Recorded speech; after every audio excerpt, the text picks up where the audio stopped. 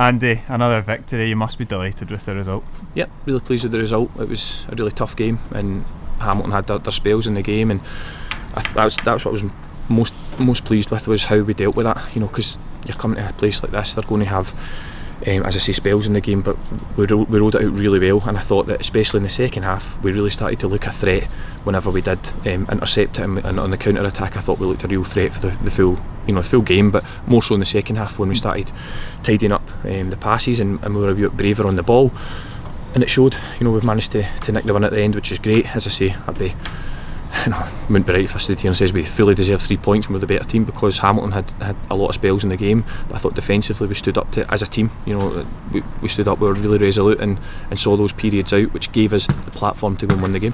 What did you say to the boys at half time? Because it was a big difference in just the whole tempo of the game. Obviously the injuries played a part in that as well, but yeah, we were really, like you say, brave in the second half and bold. Yeah, 100%. I think that was a big factor in the first half. You know, it was lengthy injuries like that. I've been there as a player, and it does knock you a little bit. And I felt like every time we got a wee foothold in the game, there was another long stoppage. And I hope Kyle McDonald's obviously okay. It was a really bad one that he took in the clash of heads with Miko. But even after that, you know, then Miko's got a cut. PJ's managed to cut his chin. He's probably going to need some stitches there as well. So yeah, the first half was so stop-start. I felt it was difficult for us to get any momentum going, and the message at the half-time was just to be that little bit more braver on the ball, and we knew that we had players that could cause them real problems on the counter-attack, and that's how it proved in the end. Curtis has been excellent all season, but did you know he had that in his locker as well?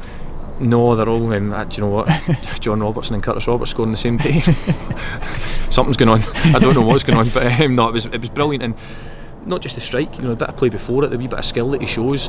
Curtis gets himself into great positions, and it's probably the one criticism I have of him is that he could add more goals to his game, because he's got everything else, and he's engine and his work rate, but not just that, his quality in the ball. At times I think it's very easy for people to say, oh yeah, Curtis works really hard, but what goes unnoticed is how good he is on the ball at times, and you know, the way he can spread the play for us and get guys like Taylor, Ethan, or whoever's playing in the wide areas into the game. So no, delighted for him, because he doesn't knock his pan in. That's what he does, and you know, you get your rewards for the hard work you put in, and he certainly got that today. It's been a perfect February. How do you take that into March now? More tricky games, plenty of work to do, but same again? It's the exact same, and I'll say it every week. It's about focusing on Montrose now. That's exactly how we've done it, and that's how we've managed to get the wins that we've got. Is just focusing on the next game and keeping your feet in the ground, because you know, football has got a awful habit of smacking you back down, as we found out, you know, when Falkirk thumped us at our place. So it's about keeping your feet in the ground, continuing to work really, really hard, because that's what gets you